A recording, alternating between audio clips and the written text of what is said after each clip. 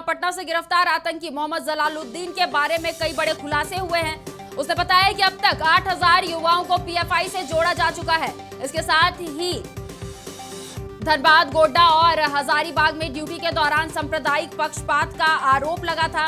इस पर इधर बता दें कि बिहार के 30 जिलों तक संगठन की पकड़ मजबूत है, ऐसा आतंकी मोहम्मद जलालुद्दीन ने बताया है। तो एक बड़ी खबर जहां आपको बता दें कि पटना से गिरफ्तार आतंकी मोहम्मद जलालुद्दीन ने कई बड़े खुलासे किए हैं। उसने कहा है कि अब तक 8000 युवाओं को पीएफआई से जोड़ा जा चुका है। इसके साथ ही बिहार के 30 जिलों में ये संगठन जो है वो काफी मजबूत हो चुका है।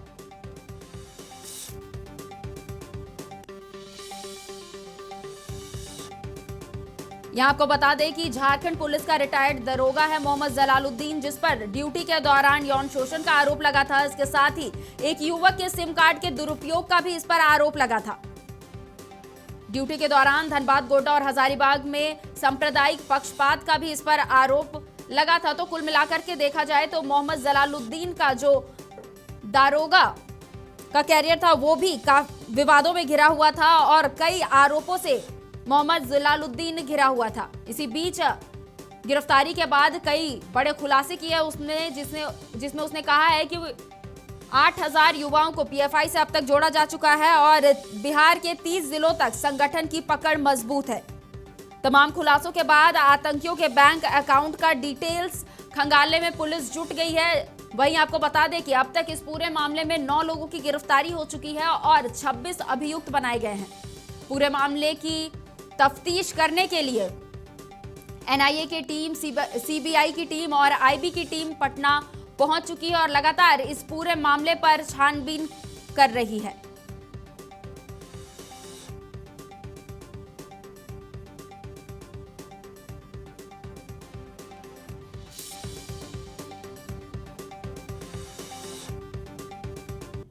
और फुलवारीशरीफ में आतंकी नर्सरी का भांडाफोड़ होने के बाद एसएसपी एमएस ढिल्लोन ने विवादित बयान दिया था। उन्होंने कहा था कि आरएसएस की तरह ट्रेनिंग दी जा रही थी। इस पर एडीजी ने एसएसपी को सो कॉज जारी किया है। सबसे पहले आपको सुनाते हैं एसएसपी का वो विवादित बयान। चला कि ऑर्गेनाइजेशन बेसिकली मोबिलाइज करती थी, मस्जिद में और मदरसा में यूथ्स को मोबिलाइज करते थे और कठोरता की तरफ, जिसको हम अंग्रेजी में रेडिकलाइजेशन बोलते हैं, उसके लिए ये लगातार कार्यशील थे। इसका जो मॉडस था कि ये लोग जैसे शाखा होती है, आरएसएस अपनी शाखा ऑर्गेनाइज करते हैं और लाठी की ट्रेनिंग देते हैं, उसी तरह से ये लोग शारीरिक प्रशिक्षण, फिजिकल एजुकेशन के नाम से लोग अपने यूथ्स को बुला के और उनको प्रशिक्षण दे रहे थे और उसी के साथ ही जो अपना एजेंडा है और प्रोपेगेंडा है उनके माध्यम से यूथ्स को ब्रेन वॉश करने का काम कर रहे थे। अब इस पूरे मामले पर राजनीति भी तेज हो गई है, जहां भाजपा ने इसकी कड़ी निंदा करते हुए कहा है कि ढिल्लोन दिमागी तौर पर दिवालिया है। साथ ही एसएसपी को हटाने की मांग भी की गई है। देखिए, पटना एसएसपी पर जिस तरीके से भारतीय जनता पार्टी के नेता लगातार आरोप लगा रहे हैं वो कहीं से ठीक नहीं है। उन्होंने सिर्फ ये कहा है कि जिस तरीके से संघ सुबह सुबह शाखा लगाता है वैसे ये लोग भी शाखा लगाते हैं। तो इसका मतलब ये नहीं है कि उन्होंने संघ को आतंकवादी संगठन बता दिया। रही बात देश को इस्लामिक स्टेट बनाने की, तो अगर किसी मुस्लिम नाम के व्यक्ति ने इस तरह की कार्रवाई करी है तो आप उनके ऊपर में कार्रवाई कर रहे हैं कि भाई भारत को इस्लामिक स्टेट बनाने की साजिश रची जा रही थी। और जो नेता खुलेआम ये कहते हैं कि भारत को हिंदू राष्ट्र बनाया जाएगा, आप उस पर खामोश बैठे हैं। बहुत ही दुर्भाग्यपूर्ण वक्तव्य है पटना का एसएसपी का, जो पीएफआई का तुलना आरएसएस जैसे स्वयंसेवी संस्था, राष्ट्रभक्त संस्था से की है। आरएसएस जब चाइना का युद्ध में सैनिकों की मदद के लिए राशन और उनके सेवा में लगी हुई थे, वैसे राष्ट्रभक्त संस्था के बारे में बाढ़ पीड़ितों और भूकंप पीड़ितों की सेवा करता है। ऐसे संस्था के बारे में उनका ऐसा वक्तव्य है, ये अपना इंटेलिजेंस जो फेल हुआ है उसको छिपाने के लिए इस तरह का वक्तव्य दे रहे हैं। यह बहुत ही दुर्भाग्यपूर्ण है, मैं इसका घोर निंदा। तो पटना एसएसपी के इस बयान पर बिहार की राजनीति जो है वो गर्मा गई है और अब इस पूरे मामले पर ज्यादा जानकारी के लिए रुख करेंगे अपने सहयोगी एसके राजीव का, जो इस वक्त बीजेपी प्रवक्ता विनोद शर्मा के साथ मौजूद है। राजीव, किस तरीके से बिहार की राजनीति जो है वो उबाल पर है इस पूरे विवादित बयान को लेकर? देखिए, पिछले 2 दिनों से खुशबू बिहार की सियासत न सिर्फ उफान पर है, बल्कि बिहार भी उफान पर है, आप एक तरीके से कह सकते हैं। क्योंकि जिस तरीके से परसों फुलवारी शरीफ में एक आतंकी संगठन का भंडाफोड़ हुआ है, उसके बाद से लेकर के बिहार का हर एक व्यक्ति है, या फिर आप कह सकते हैं कि बिहार की 14 करोड़ की जो आबादी है, वो इस बात को लेकर चिंतित है कि बिहार एक बार फिर से आतंकियों का सेफ जोन बनता जा रहा है। और उसके बाद जिस तरीके से पटना के एसएसपी मानवजीत सिंह ढिल्लों की तरफ से एक विवादास्पद बयान आया है, उन्होंने यह आतंकी संगठन की तुलना जो है वो आरएसएस से की है। हमारे साथ बात करने के लिए मौजूद है विनोद शर्मा जी, हैं बीजेपी के सीनियर स्पोक्स पर्सन है। विनोद जी, आरएसएस एक बड़ा कैडर है, पूरे देश में उसकी शाखाएं फैली हुई है, और आपकी बिहार में सरकार है और आप ही के एसएसपी कहते हैं एक आतंकी संगठन से आरएसएस की तुलना करते हैं। कैसा महसूस कर रहे हैं आप लोग एसएसपी बयान के बाद? देखिए, निश्चित रूप से बहुत दुखद बयान था एसएसपी का, और सब लोग जानता है कि आरएसएस एक पवित्र संस्था है जो राष्ट्र निर्माण का काम करती है, देशभक्ति की भावना आम लोगों में जगाती है, और जरूरत पड़ने पर आपदा हो विपदा हो खड़ी रहती है आम जनता के बीच में सेवा के भाव से। उस संस्था का तुलना एक अमृत और जहर के समान जो संस्था है, आतंकवादी संस्था है, जहर जो फैलाता है, उससे करना इससे आश्चर्यजनक बात नहीं हो सकती। या तो जानबूझकर वो बोले हैं तब उनको बर्खास्त करना चाहिए सरकार को, और गलती से अगर जानकारी के अभाव में बोले तो उन्हें तत्काल माफी मांगना चाहिए देश की जनता से, क्योंकि ऐसा शब्द और इतनी बड़ी बात कह देना सबके लिए अचंभा वाली बात लग रही है कि ऐसे पढ़े लिखे एसपी जिसके बारे में अच्छी छवि थी, एक ही मैंने शब्द से सारी छवि उनकी धूमिल हो।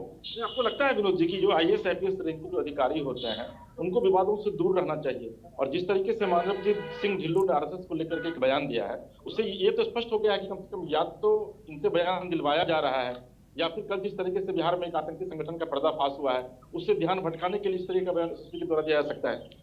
ये तो माने चिंता का विषय, इस पर हम लोग भी मंथन कर रहे हैं, पार्टी स्तर पर मंथन हो रही है कि आखिर क्या समझ के ऐसा बयान उन्होंने दिया। क्योंकि एक पढ़े लिखे इंसान है, एक अच्छे अफसर हैं, बिहार में अच्छी छवि है, तब पटना का एसपी सीनियर एसपी अच्छे लोगों को बनाया जाता है, और माननीय मुख्यमंत्री जी निश्चित रूप से उनकी अच्छाइयों को देख कर बनाए हैं। लेकिन इस तरह का शब्द उपयोग करने के पहले उन्होंने एक बार सोचा नहीं क्या कहने जा रहे हैं, कहाँ अमृत और कहाँ जहर।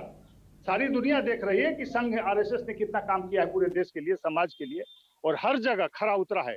आदरणीय प्रणब मुखर्जी हमारे बीच में नहीं रहे, भारत के राष्ट्रपति जो थे, कांग्रेस पार्टी के थे, जवाहरलाल नेहरू जी ने भी सबने प्रशंसा की। आरएसएस के कार्यालय में जाके मुखर्जी जी ने प्रशंसा की, इससे बड़ी बात क्या हो सकती है। और उस संस्था के बारे में एक एसपी इस तरह की बात करे तो ये बड़ा ही विस्मयकारी है, और तत्काल हम लोगों ने आग्रह किया है कि अगर जानकारी के अभाव में आपने इस तरह की बात की है तो अपना शब्द वापस ले और माफी मांगे देश की जनता से, अन्यथा सरकार उनको कार्रवाई करे, जरूरत पड़ने पर बर्खास्त करे ऐसे अधिकारियों को। विनोद जी, सुशील मोदी ने इसको लेकर के सवाल खड़ा किया है, और अभी संबित पात्रा जो आपके राष्ट्रीय प्रवक्ता हैं वो अभी नई दिल्ली में बीजेपी हेडक्वार्टर में प्रेस कॉन्फ्रेंस कर रहे हैं। आपको कहीं ना कहीं से यह लगता है कि बिहार जो है वो आतंकवादियों के लिए जोन बनता जा रहा है? देखिए, निश्चित रूप से बिहार में कई एक ऐसी वारदात हुई है जिससे लगता है कि आतंकवादियों का पनाहगार बनाने का प्रयास किया जा रहा है, लेकिन हमारी पुलिस काफी सक्रिय है, उद्भेदन होता है, गिरफ्तारियां होती है, आईबी का भी सहयोग रहता है, केंद्रीय एजेंसियों का सहयोग रहता है, और लगातार पूरे राज्य पर उनकी नजर है। लेकिन कहीं ना कहीं ऐसी परिस्थिति बनाने का प्रयास है, बिहार को बदनाम करने का प्रयास है, बिहार वासियों को बदनाम करने का प्रयास होता है कि ऐसे लोगों को लोग पनाह देते हैं, ऐसे लोगों को ला करके ठहराते हैं। तो ऐसे लोगों से आग्रह है कि ऐसी गलती ना करे, क्योंकि बिहार की जनता भी इस बातों को बर्दाश्त करने वाली नहीं। एक आखिरी सवाल है, अभी एसएसपी का एक मैसेज एसएसपी के यहाँ से आया है, उसमें एसएसपी ने खेद जताया है, और उन्होंने यह कहा है कि उनके बयान को गलत तरीके से तोड़ मरोड़ कर पेश किया गया है। उन्होंने आरएसएस का नाम इस पॉइंट ऑफ व्यू से नहीं लिया था कि वो एक आतंकी संगठन है, बल्कि उन्होंने एक उदाहरण के तौर पर इसको लिया था। तो आप लोग क्या पीछे बैकफुट पर आप लोग आएंगे, या फिर आपको लगता है कि एसएसपी बैकफुट पे आ रहे हैं? मैंने कहा कि अगर वो माफी मांगते हैं, अज्ञानता बस बोला है, तो निश्चित रूप से हम लोग उस पर विचार कर देंगे। लेकिन जानबूझ के अगर साजिश के तहत, और ऐसा उदाहरण नहीं हो सकता, ऐसा तुलना नहीं किया जा सकता कि जहर और आप अमृत को एक जगह कर दें कि दोनों बराबर हैं, तो ये तो किसी को आश्चर्य होगा। तो अगर एसएसपी साहब को राजीव, यहाँ पर जैसा कि हमने प्रतिक्रियाएं सुनी, उसमें हम प्रवक्ता का एक प्रतिक्रिया सामने आया था, जहां पर उन्होंने कहा था कि जब कोई हिंदू नेता ये बात कहता है कि भारत को हिंदुस्तान या फिर हिंदू राष्ट्र बनाएंगे तो उस पर कार्रवाई नहीं होती है, लेकिन जब कोई मुसलमान ये बात बोल रहा है या उसके थ्रू एक ब्लूप्रिंट मिल रहा है जिसमें ये लिखा हुआ है कि मुस्लिम राष्ट्र बनाएंगे तो उस पर कार्रवाई क्यों हो रही है? मैं चाहूंगी कि आप विनोद शर्मा से इस पर भी बातचीत करें। खुशबू सवाल आप कुछ पूछ रही थी आप? जी राजीव, यहाँ पर जिस तरीके से हम प्रवक्ता के बयान को हमने सुना, उन्होंने कहा कि जब कोई हिंदू नेता ये बात बोलता है कि हम भारत को हिंदू राष्ट्र बनाएंगे तब उस पर कार्रवाई नहीं होती है, लेकिन जब कोई मुसलमान ऐसा बोल रहा है तो उस पर कार्रवाई क्यों की जा रही है। मैं चाहूंगी कि विनोद शर्मा पर आप इससे भी बातचीत करें, इस मामले पर भी। जी, एक बड़ा सवाल है। दानिश रिजवान है, हम पार्टी के वो प्रवक्ता हैं, हम आपके सहयोगी है, बिहार में मंत्री भी हैं उनकी पार्टी से। उनकी तरफ से एक बयान आया है, उन्होंने यह कहा है कि जब कोई मुसलमान अगर मुस्लिम राष्ट्र की बात करता है तो उस पर कार्रवाई होती है, लेकिन अगर कोई हिंदू राष्ट्र की बात करता है तो उस पर कार्रवाई नहीं होती है। तो ये दुरंगी नीति क्यों चल रही है? देखिए, दानिश रिजवान जी संकीर्ण मानसिकता के व्यक्ति हैं और वो हम पार्टी और मांझी जी को बदनाम कर रहे हैं, उसका सहारा लेके अपने व्यक्तिगत और सांप्रदायिक राजनीति कर रहे हैं। उससे उनको बचना चाहिए। इस तरह की बात भारत में करना कि हम मांग करेंगे अगर आप करेंगे, ये उचित नहीं है, क्योंकि सारी दुनिया इतिहास जानता है कि भारत का बंटवारा किस आधार पर हुआ था। भारत चाहता तो उस समय हिंदू राष्ट्र हो सकता था, लेकिन बड़ा दिल दिखाया भारत ने, भारतवासियों ने, भारत के नेताओं ने, और इसको सभी के लिए छोड़ दिया खुला कि सभी धर्म के लोग यहाँ बास कर सकते हैं, सभी को बराबर सम्मान मिलेगा। उस स्थिति में अगर ऐसा सोच रखते हैं तो उनको पाकिस्तान चले जाना चाहिए। जी राजीव, एक और सवाल रहेगा विनोद शर्मा से मेरा कि यहाँ जिस तरीके से वो लगातार मांग कर रहे हैं इस बात की कि एसएसपी पर कार्रवाई होना चाहिए, वो तो खुद सरकार में है, वो भी इस पर कार्रवाई कर सकते हैं, तो वो खुद क्यों नहीं कर रहे हैं? चलिए, एक बहुत ही महत्वपूर्ण सवाल है हमारी एंकर है खुशबू आपसे पूछ रही हैं कि चूंकि आपकी सरकार यहाँ पर है और आप बड़े भाई की भूमिका में हैं, तो आप तो एसएसपी पर डायरेक्ट कार्रवाई कर सकते हैं, तो फिर इतनी हाय तौबा से क्यों मचा रहे हैं आप? कार्रवाई के लिए क्यों नहीं आप उससे बात कर रहे हैं? देखिए, नियम संगत कार्रवाई होती है। इस पर प्रश्न पूछे जाते हैं, उनसे शोकॉज किया है सरकार ने, उनके गृह विभाग ने शोकॉज किया है एसएसपी को। उसके बाद संभवतः उन्होंने क्षमा याचना किया, खेद व्यक्त किया है, तो कार्रवाई तत्काल डायरेक्ट नहीं की जाती है। अगर वो गलती महसूस करते हैं तो फिर कार्रवाई नहीं होगी। अगर जानबूझ के किया है, कहते हैं कि हम सही बोले हैं, तो निश्चित कार्रवाई होगी। और सरकार कैबिनेट निर्णय लेती है, आदरणीय मुख्यमंत्री जी के नेतृत्व में। होम डिपार्टमेंट तो दिल्ली में भी आप ही के अधीन है, अमित शाह उसके मंत्री हैं। देखिए, नियम संगत कार्रवाई होती है। अगर डायरेक्ट कर देंगे तो भी विवाद का विषय बनेगा कि भारत सरकार ने कैसे डायरेक्ट यहाँ राज्य में अधीनस्थ एसपी पर कार्रवाई कर दी। वो निश्चित है, पावर है भारत सरकार।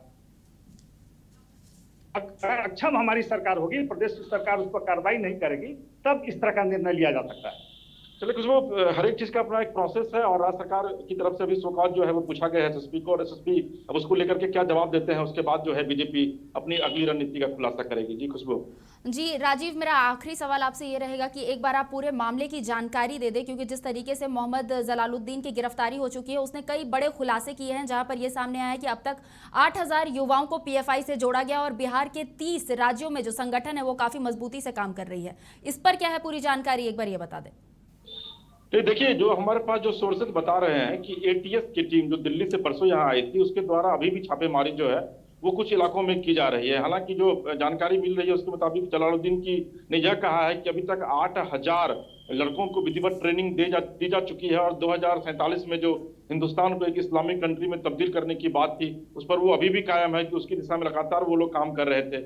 इवन की जलालुद्दीन ने यह भी कहा है कि अगर 10% जो माइनॉरिटीज है वो अगर सिर्फ अपना योगदान इस तरह की संस्था को दे दें तो हिंदुस्तान को इस्लामिक कंट्री बनाने से कोई रोक नहीं सकता है। तो जो जलालुद्दीन है, जो कि रिटायर्ड दरोगा है झारखंड से, आप अंदाजा लगाइए कि उनका नेटवर्क कितना मजबूत है।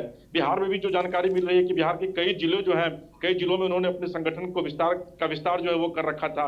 झारखंड की बातें सामने आ रही है, केरल की आ रही है, तमिलनाडु की आ रही है, उड़ीसा की आ रही है, पश्चिम बंगाल की आ रही है। तो लगभग 7 से 8 राज्य में जो है इसका पूरा नेटवर्क फैला हुआ था। हालांकि एटीएस और जो एनआईए की टीम है वो लगातार पूछताछ कर रही है और आने वाले दिनों में कई और महत्वपूर्ण खुलासे होने की संभावना है। लेकिन इन सबके बीच कुल 9 लोगों की गिरफ्तारी हो चुकी है और 26 लोगों को नामजद अभियुक्त इस पूरे मामले में बनाया गया है। जी खुशबू। जी राजीव, तमाम जानकारियों के लिए बहुत बहुत शुक्रिया। तो आपको बता दें कि अब तक इस पूरे मामले में जो गिरफ्तार आतंकी है मोहम्मद जलालुद्दीन, उसने कई बड़े खुलासे किए हैं, जिसमें उसने बताया है कि 8000 युवाओं को पीएफआई से जोड़ा गया है। इसके साथ ही बिहार के 30 राज्यों में संगठन मजबूती से कार्य कर रहा है। इसी बीच जब पटना एसएसपी एमएस ढिल्लोन का विवादित बयान सामने आया था, जिसमें उन्होंने कहा था कि आरएसएस की तरह ट्रेनिंग दी जा रही थी, अब इस पर गृह विभाग ने एडीजी की ओर से गृह विभाग की तरफ से एडीजी ने एसएसपी को शो कॉज जारी किया है और अब एसएसपी ने इस पूरे मामले को लेकर माफीनामा उन्हें भेजा है।